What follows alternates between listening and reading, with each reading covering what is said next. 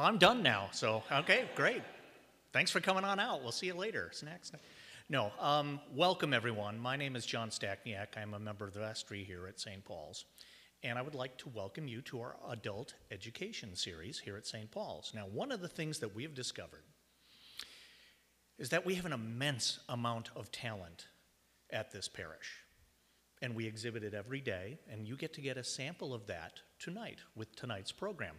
This is an ongoing series. We try to do a program every month, and we have something very special. It is a history of American choral music with some of our many talented parishioners here. So without further ado, welcome tonight, and I would like to introduce our featured individuals for this evening, the Shastines and the Stipes, and welcome to St. Paul's, and please share with us a history of American choral music.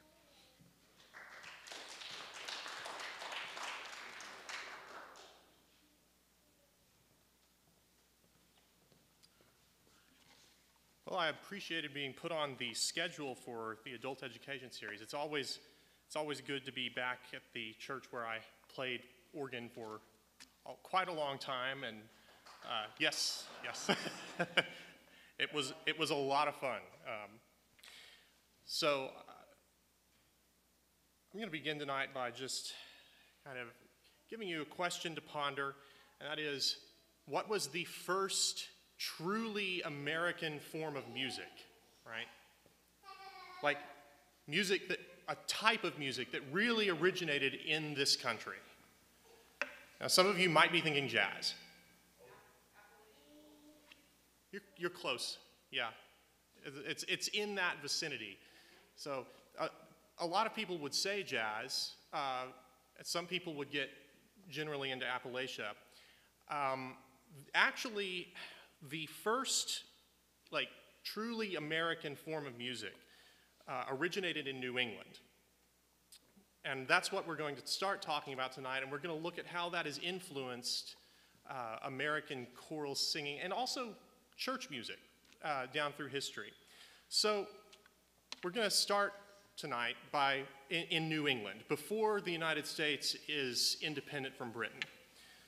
So at the founding of the American colonies, religious singing was the main form of musical activity among the citizenry of the New World. And in New England, the singing was typically restricted to the Psalms, while the South sang hymns. Now, there are some ecclesiological reasons for that, but these hymns and psalm tunes were brought from Europe, but new melodies began to be written as well. And those new tunes were beginning to appear in the early 1700s, first in New England and then throughout the rest of the colonies. They were songs for the church, and they were composed out of necessity, because the average churchgoer of the time, particularly on the frontier, was musically illiterate. So to compensate for this deficiency among their congregations, church leaders sought to provide a way for congregants to quickly read music from a hymnal and sing it in 3 or 4 part harmony. Now, such singing would have been impossible for the average frontiersman in congregations in the more rural areas, and even in some of the larger cities. This music would have been too difficult. The solution was a system of music notation called shape notes, in which each note is assigned a particular shape which corresponds to a solfege syllable. If some of you have heard of solfege, do, re, mi, fa, sol, la, ti, do, solfege. Now, the shape note hymns are unique in that every line of the hymn, to a large degree, is designed to be easy to sing and to be memorable. So each line is kind of like a tune in itself.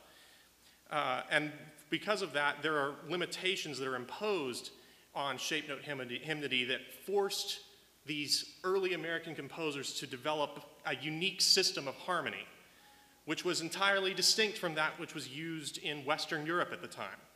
And these hymns, over time, would come to constitute the first purely American form of music. So, some of the earliest immigrants to the North American colonies, particularly in New England, were the Puritans. These were English nonconformists. They had split out of the Church of England. They had come to this country, and they had a strongly Reformed and Calvinistic theology whose worship practices were governed by what is known as the regulative principle of worship. Now, this principle held that only those things which are explicitly sanctioned by the Bible are allowed to be practiced in worship. So, Reformed nonconformist worship, i.e. the Puritans, their worship practices were limited to monophonic singing of psalms. That means just the melody, no harmony, as harmony was considered to constitute too great a degree of adornment, and any texts from outside of the scripture were considered unworthy of use in church. And it was in the context of these attitudes that the first hymn book in the present-day United States was published. First printed in 1640 in Massachusetts, the Bay Psalm Book, being the first book published in the North American colonies, was a major milestone for churches in New England. And it was the standard for congregational worship for approximately 60 years before it began to be supplanted by other texts. The Bay Psalm Book was not at all like the hymnals we are accustomed to today. It had no other text than the metrical translations of the Psalms, and it contained only the text with no musical notation whatsoever. So you'd open the book and it's just the words. There were a number of melodies that people just kind of knew or memorized that were in different meters that could be applied depending on which psalm you were singing. And the congregation would know those melodies. The chorister could just name a psalm, name the melody they were going to use, they could sing it without harmony. Now, the way they would approach this, if they didn't know it very well, was the chorister would proceed to sing one or two lines of the psalm with the congregation singing responsively. This practice was known as lining out, and it expanded from the singing of psalms into all of the contemporary hymnody of the day, and remained prevalent all the way through the 19th century, even as noted hymn books were becoming more common.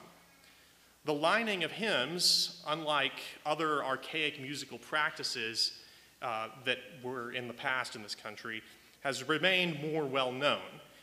For instance, you may recall, if you've read To Kill a Mockingbird, there's a description of this in an African-American church that one of the main characters is taken to visit. What some people may not know is that practice was by no means confined to the African-American churches. Now, it was not merely theological conviction that led to this simple manner of singing in churches. The lack of musical education on the part of the colonists was also a primary factor motivating congregations to use monophonic textures, or in other words, no harmony, and using the lining out practice. And it is because of these simplistic and poor congregational singing practices that shape notes were introduced, because it allowed them to sing more complex and better sounding music. So in the 1720s, church leaders began a concerted effort to train their congregations to read music. And remember, what I'm talking about now, this is all happening in New England. And this was done through the formation of what were known as singing schools. These singing schools were taught by traveling singing school masters who were supported by the ministers and who taught in various public spaces throughout the colonies. The teachers worked on a part-time basis, and they were usually members of other professions, and they were the earliest successful American composers. The most famous of these singing school masters was a man named William Billings, and he composed a really large amount of work, actually, but it was much of it was compiled into a book called The New England Psalm Singer, and that was a saw widespread use in the churches of New England. Billings lived from 1746 to 1800, so he saw a lot of change in his life. And he was the most significant composer in this early American style. Like most other singing school masters, he had a trade. He was a tanner, and he was almost entirely self-taught as a composer, which is amazing given the quality of the music that he produced, which you're about to hear. His output includes hymns, anthems, psalm tunes, and fuguing tunes. I'll just distinguish those a little bit. You're going to hear some of those. The hymns, you know what a hymn is, but anthems are a little bit more extended pieces, usually setting a biblical text, although not always. There's also a patriotic anthem called Chester, which I'll talk about in just a second. Psalm tunes, you know what that would be. You're setting a psalm to a tune. Fuguing tunes are very interesting. They're pieces of music where one voice will enter and then another voice will enter, often singing the exact same melody or just a slightly modified variation of the melody, and they just get layered up through all 3 or 4 parts until you're all in harmony. And sometimes you would use that in other kinds of pieces. So you could mix a fuguing tune with an anthem and things of that sort. He counted noteworthy American revolutionary figures as his friends, such as Samuel Adams and Paul Revere. And in fact, I mentioned Chester. That's one of his most famous works. It sets a text, possibly written by Billings himself, describing how the colonists will be aided by God in their resistance against the British. The beginning of that text is, "Let tyrants shake their iron rod and slavery clank her galling chains. We fear them not, we trust in God. New England's God forever reigns." So Billings' works are emotionally varied. Wide-ranging output. Some of it's very melancholy. You'll hear one of those called David's Lament here in just a moment. Some of them are really boisterous, like Chester or the Easter Anthem, neither of which you'll hear tonight. Maybe another time, if you have us back, if we don't, get the trap door opened underneath us. Billings' fame declined after the mid-1780s, and he unfortunately died in poverty and largely forgotten. But many of his tunes went on to be included in the Sacred Harp hymnal, a shape note hymnal which still sees some considerable use today and which I will discuss more shortly. Before we get into that, though, we're now going to present 4 pieces by William Billings. They are entitled Emmaus, When Jesus Wept. We actually have 2 versions of When Jesus Wept. Emmaus is one of them. And then When Jesus Wept is the same text as Emmaus, but it's in a round. Then David's Lamentation, and lastly, the anthem called Rose of Sharon, whose text is taken from the Song of Solomon.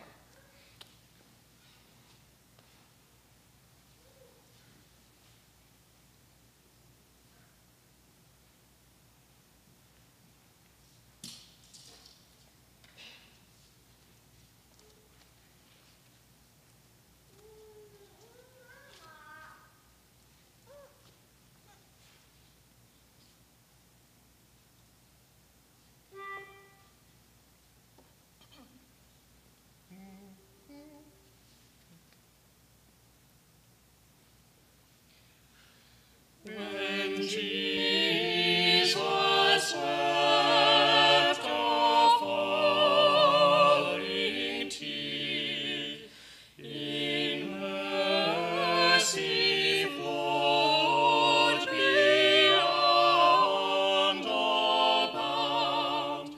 When Jesus groaned a trembling fear, ceased all the guilty world around. When Jesus wept a falling tear, in mercy flowed beyond all bound. When Jesus groaned a trembling fear, ceased all the guilty world around.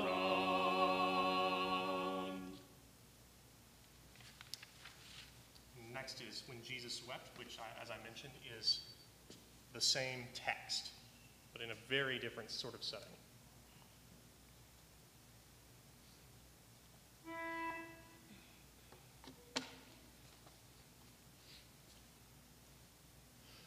When Jesus wept a falling tear, when Jesus wept the falling tear, when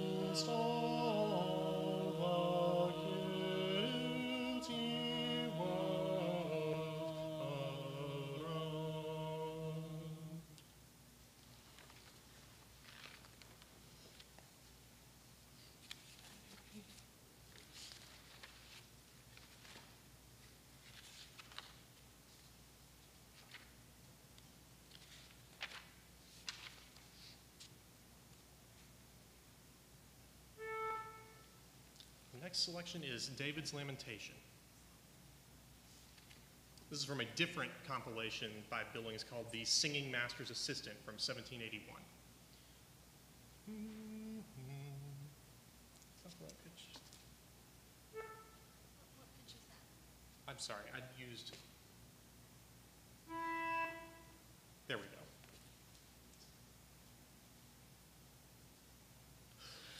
David the king was grieved and moved. He went to his chamber and wept.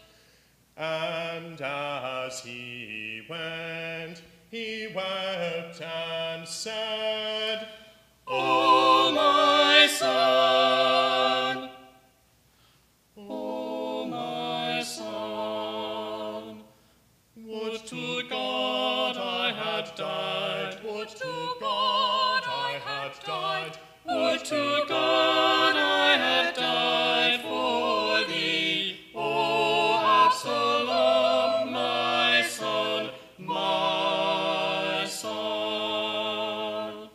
and as he wept and said, O my son, O my son, would to God I had died, would to God I had died, would to God I had died for thee, O Absalom, my son, my son.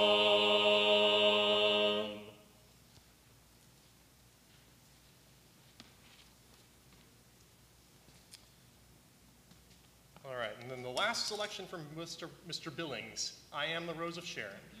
Also from the Singing Master's Assistant. This one was written in 1778. And I think you're going to find this one to be quite fun.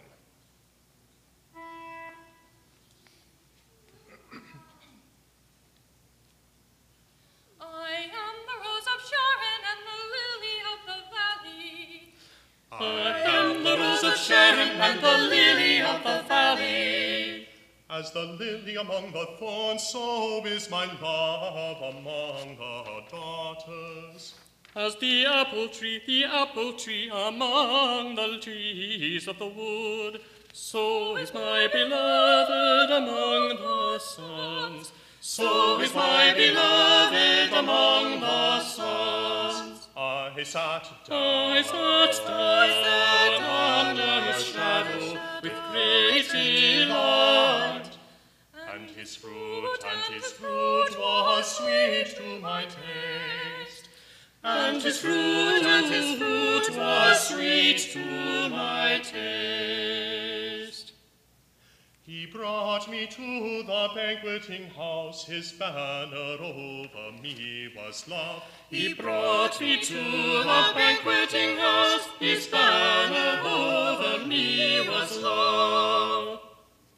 Stay me with flowers, Comfort me with apples, for I am sick. for I am sick. For I am sick of love.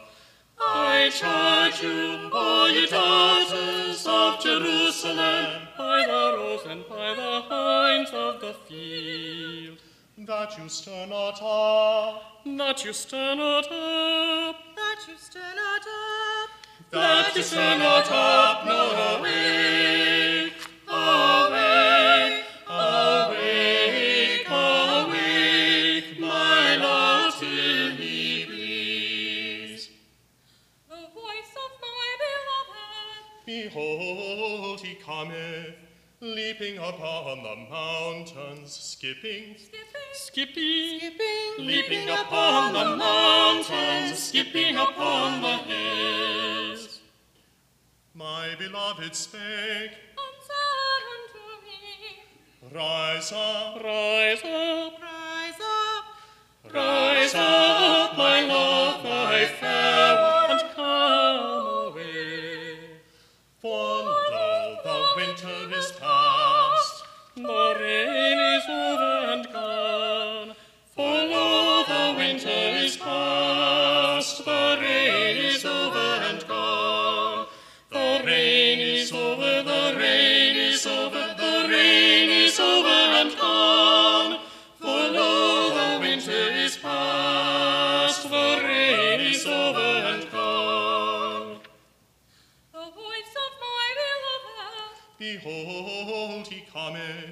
Leaping upon the mountains, skipping, Skipping, leaping upon the mountains, skipping upon the hills.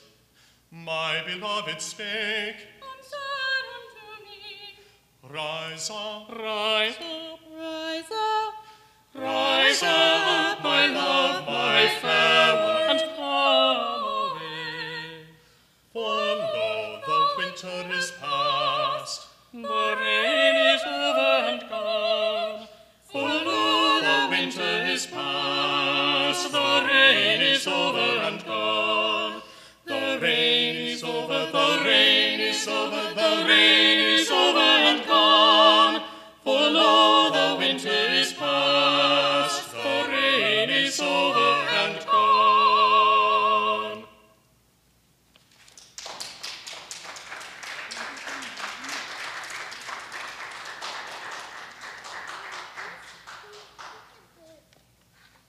So that last selection you heard was certainly an anthem, but you might have also noticed features of a fuguing tune because of the staggered entrances that just kind of echo each other.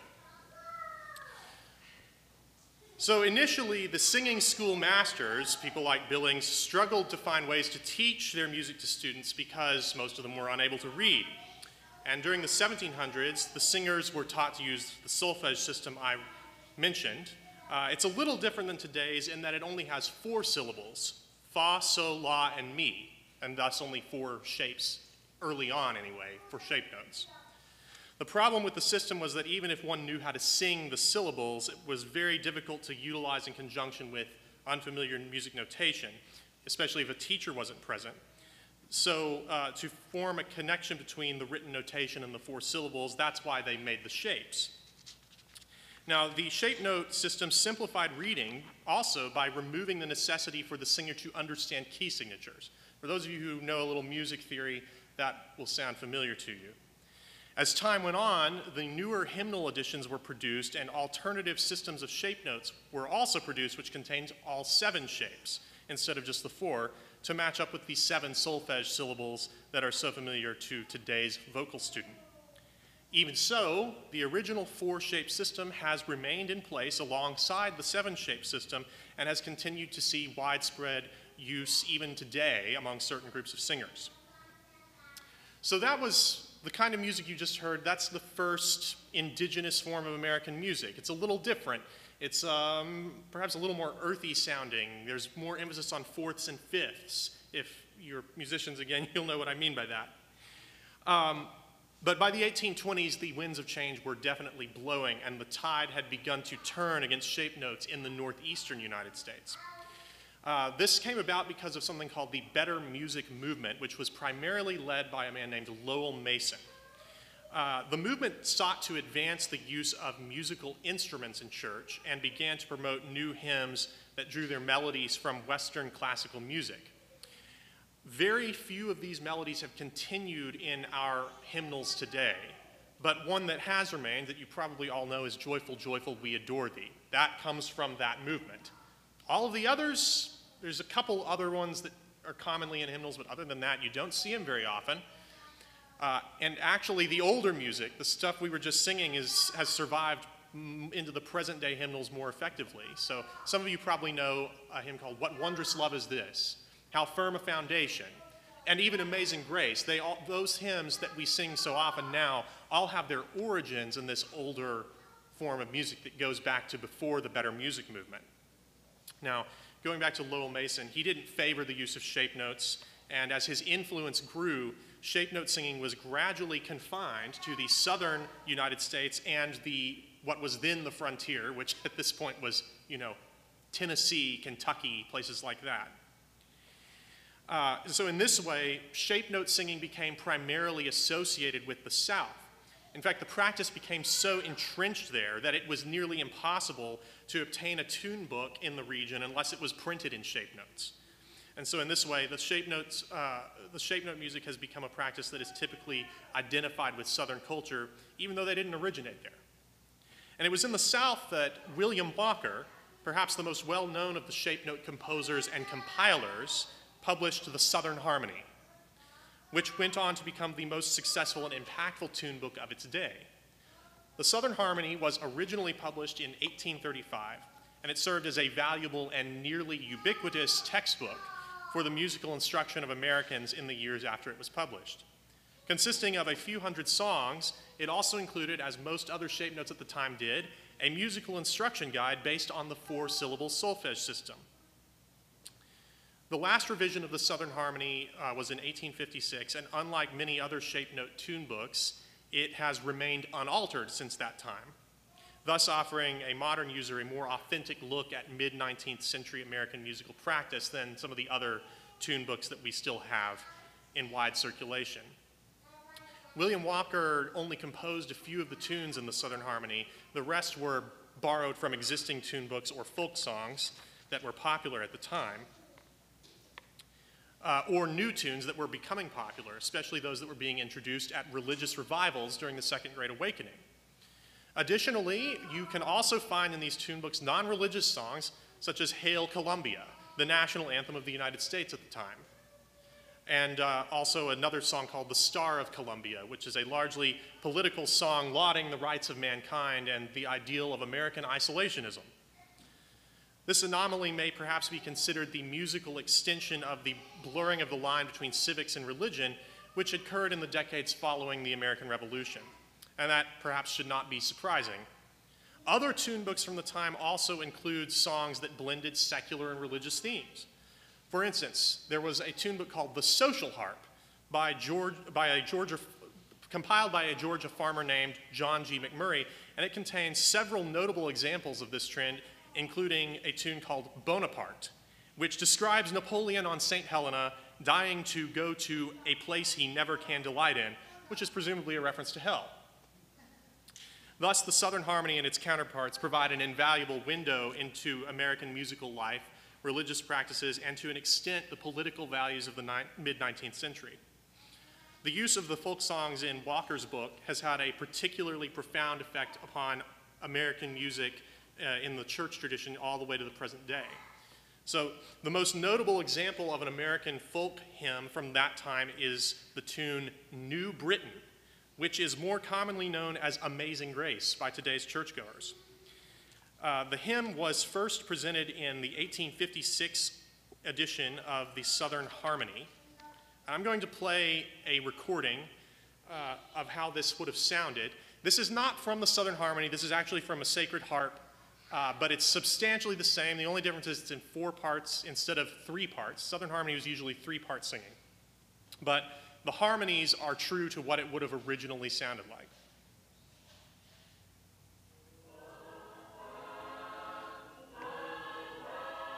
You notice you don't hear any words. They actually tend to sing the first time through on the solfege syllables, and then the second time through they'll sing a verse.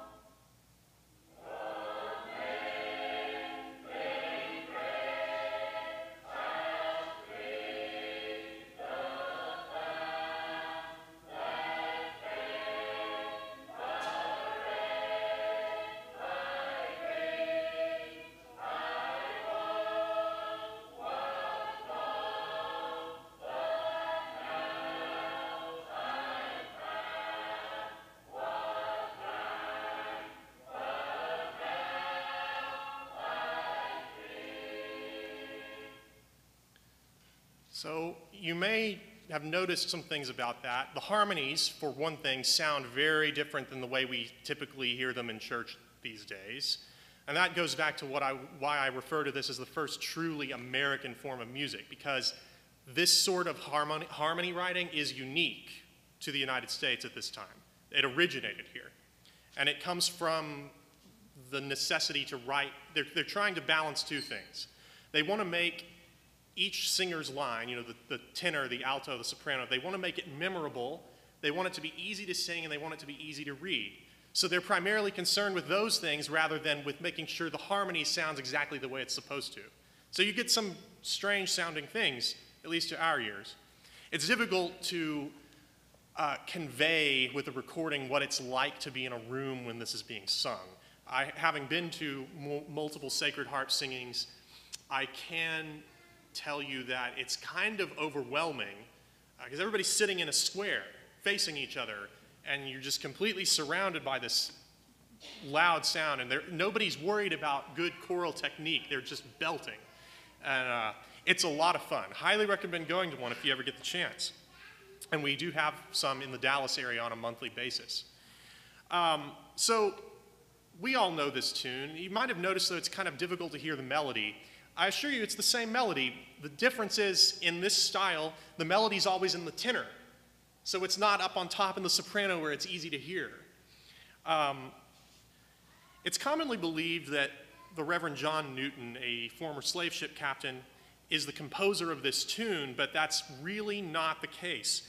It's true that Reverend Newton wrote the words, but many tunes have been applied to this text in the decades after he composed those verses, and New Britain had been applied to other texts before Walker applied it to Amazing Grace. But this is the first known instance where they were paired together in the 1856 Southern Harmony. And it remains the most commonly used tune to sing that text to, even today. Let me see here. I've mentioned that it's in 3 parts. I meant to bring a Southern Harmony hymnal with me to pass around, and I forgot to bring it. If anybody wants to come up here after the presentation and look at what this would look like printed in the Southern Harmony, I encourage you to do that. It's really interesting. It looks really, really weird to the modern-day churchgoer. There's only one other shape note tune book that has had as sizable an impact on American music as the Southern Harmony, and that is the Sacred Harp, published in 1844 by B.F. White. That's proved to be the most dynamic and longest lasting of the shape note books. It still sees regular use among modern-day singing groups, and they're continuing to compose new songs in the Sacred Harp style. B.F. White was the brother-in-law of the aforementioned William Walker, who frequently borrowed his compositions in his tune book. White was not considered to be a well-educated man, having only been instructed in the rudiments of music at the singing schools, and any compositional abilities that he possessed were self-taught. Despite his relative lack of experience, he succeeded in producing what has become the most popular of the tune books. This is largely due to the fact that White aims to please as wide an audience as possible with his compilations by adding new music in each edition of the book, including the camp meeting songs that were coming out of the revivals at the time. His sons, J.L. White and B.F. White Jr., continued in this tradition to appease the masses, and this led to significant changes in the practice of shape note singing over time. In the 1884 edition of the Sacred Harp, White's sons assigned a 4th part to many songs that had previously only been in 3 parts, as was the norm for the time, and continued to add new songs. The practice of adding an alto line continued and expanded through subsequent generations of editors and compilers. New editions continued to appear into the late 20th century. I believe the most recent was 1996, and today almost all of the songs in the Sacred Harp have alto lines. It's likely the flexibility of the Sacred Harp hymnal that allowed it to become the primary expression of American shape note tradition today, and the use of the book has become more widespread in the last few decades. After over a century of being primarily confined to the South, Sacred Harp singing has once again spread to all other areas of the United States, including the Chesapeake Bay region and beyond. Today, there are shape note singing groups in places as far-flung as Ireland and Germany. Shape note singing and tune books have clearly had a strong, if indirect, influence on current American music as well, particularly in church, through some of the hymn tunes that we continue to sing, and it's now beginning to assert a direct influence over groups of musicians around the world once more. I mentioned some of the theoretical things a moment ago. Again, I'll restate that while typical Western music, I'm talking classical music, Beethoven, Mozart, Haydn, people like this, their harmony is based on thirds. The harmony in the shape note tunes is based on 4ths and 5ths. So especially when you get to the end of a line, often, you'll get this very open-sounding harmony. It sounds almost medieval in certain ways. It's kind of a mystery as to why that happened, and there are some musicologists that speculate that the harmonic system used by the shape note composers may have developed organically in a way that similar to how the medieval composers first began to move away from simple plain chant to adding harmonies on top, which were also usually in fourths and fifths. It's also similar to that music in that typically in most Western classical music, you're not supposed to move fifths and fourths parallel to each other. In other words, that's when the notes are going up and down at the same time, parallel to one another. You're supposed to vary that up. That's not a problem in shape note hymnody. And it's also not a problem in a lot of the early medieval music that was in multiple parts. So, to sum up, this music is kind of weird to our ear, but it's actually rather sophisticated. It has very particular rules that developed, which sacred harp composers that still are writing tunes still apply. And it's a truly American form of music. Now, to close out this presentation, I want to talk about a little bit about the influence of the shape note tradition, which started way, way back in the 18th century with people like William Billings. I want to talk about its influence on music going through the 20th century in like more traditional classical settings. You know, our orchestras, our things we typically go to concerts for. Nobody's going to the Sacred Harp concert, right? They don't do that. But its influence has spilled over into that realm. Beginning in the 20th century, we're talking like 1900 to 1910, there was a movement in Western classical music where there was an attempt to go out into, if you're in Europe, into peasant areas and record folk songs because people are starting to move into the cities and things are getting lost. And the same thing happened in America, although we don't have peasants, just so to speak of here, but we have a rough equivalent at this time. So here we've got people going out into Appalachia, musicologists. They're taking the little the phonograph stuff with them, and they're recording these cylinders, and they find some very interesting things. They go into these remote hollers, and they find tunes and folk songs. And nobody can remember where they came from. They've just always been there. And then they figure out that actually this is a song that we have a record of in England that nobody sings anymore. And it's still being sung here in this little holler, right? So people are going out, they're recording these things, they're taking them back, and in musical academic circles, it's starting to have an influence because there's a desire to, at this time, create national musical styles. This is where you start to get an English style of classical music. Think Ralph Vaughan Williams, some of whose hymn tunes we also have in our hymnals, particularly Anglicans. The same thing happens in the United States. So Vaughan Williams was a major figure in this, and he actually knew about the Southern Harmony.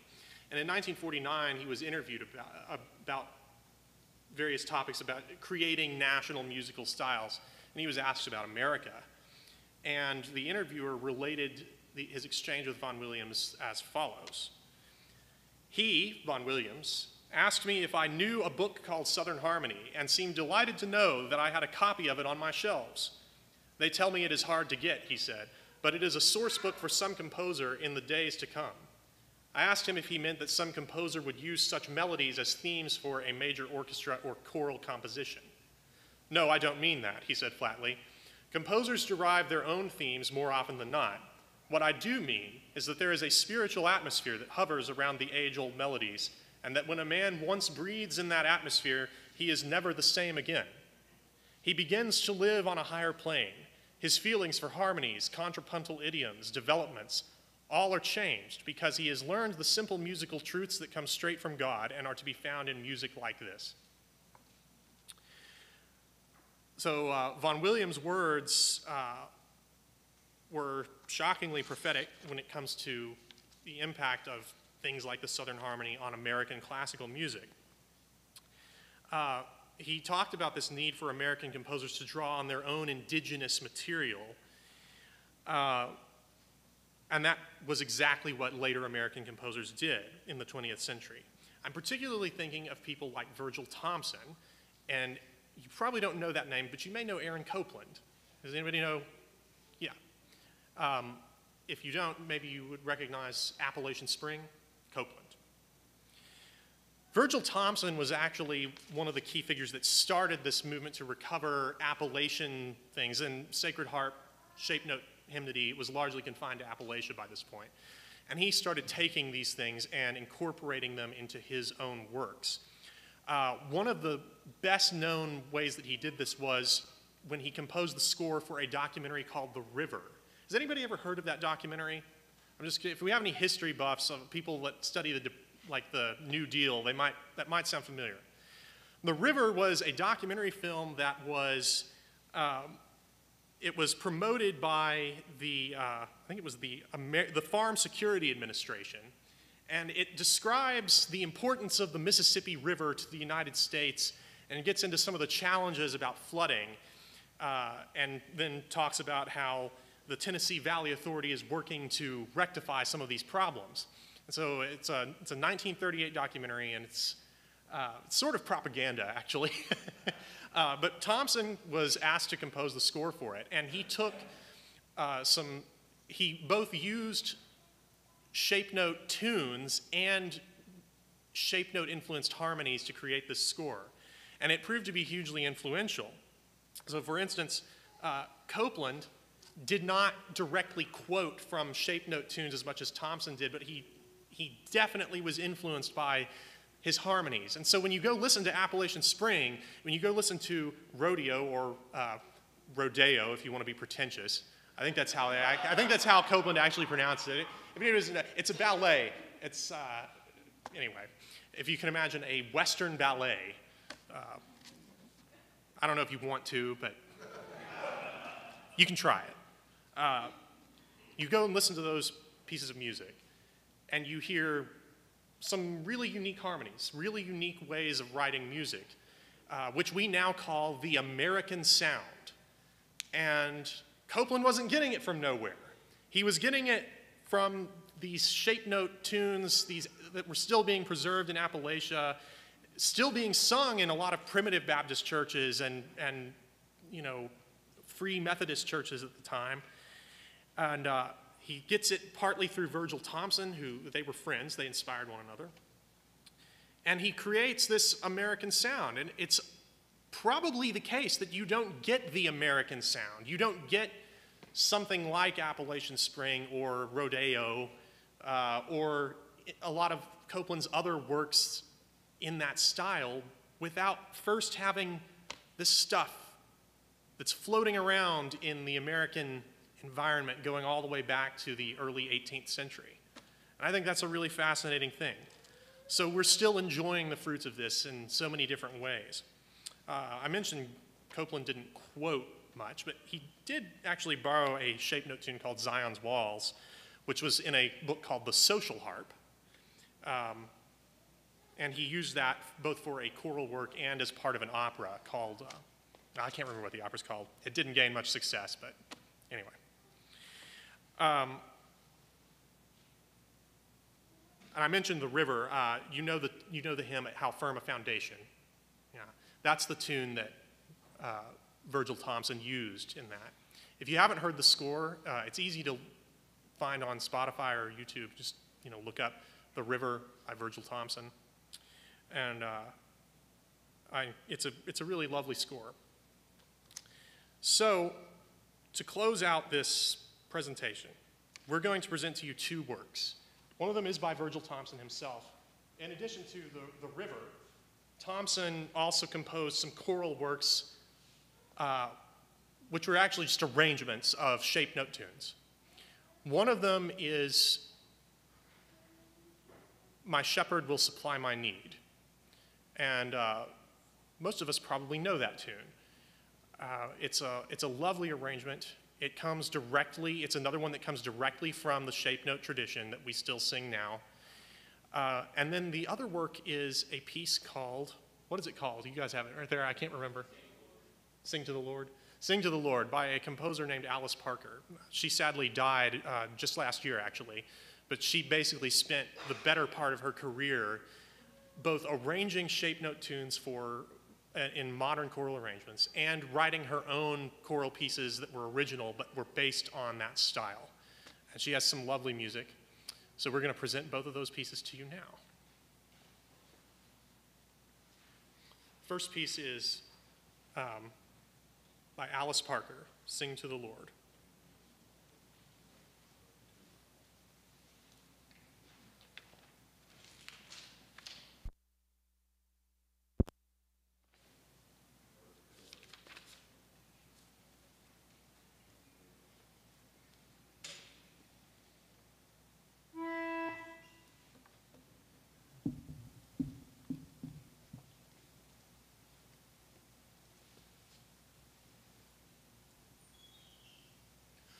Sing to the Lord, ye heavenly hosts, and love adore.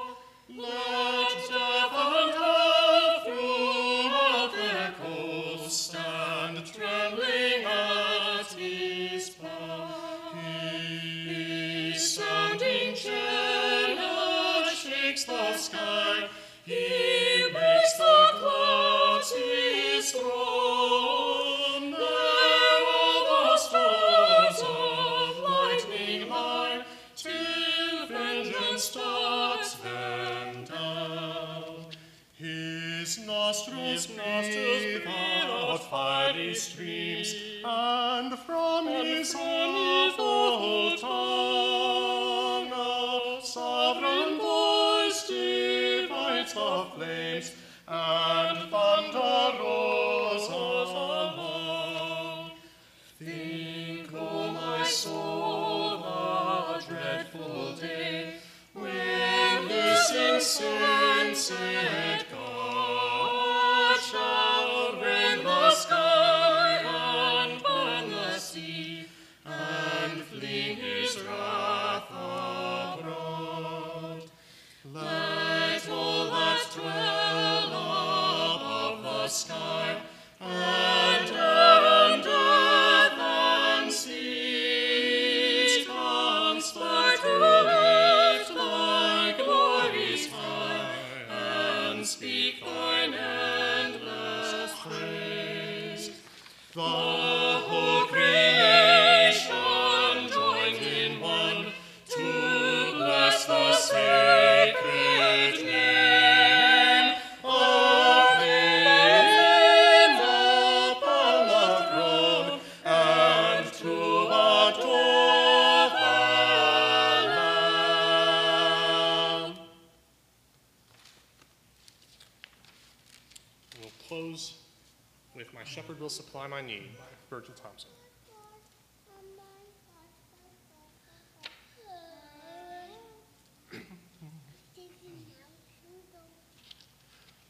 My shepherd, My shepherd, Jehovah is his name. In pastures fresh he makes me feed beside the living stream. He brings my wrongs restore his blood when I forsake his ways. He leads me for his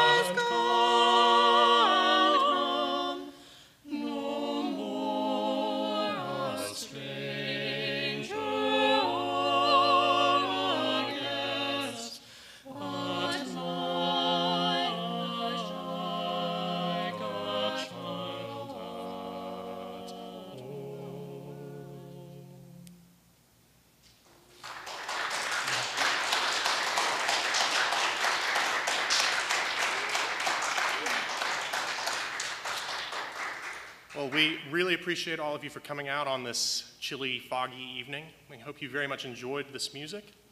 We've got like 4 minutes left. Does anybody have a question they'd like to ask? I'll do my best to answer it. Yes?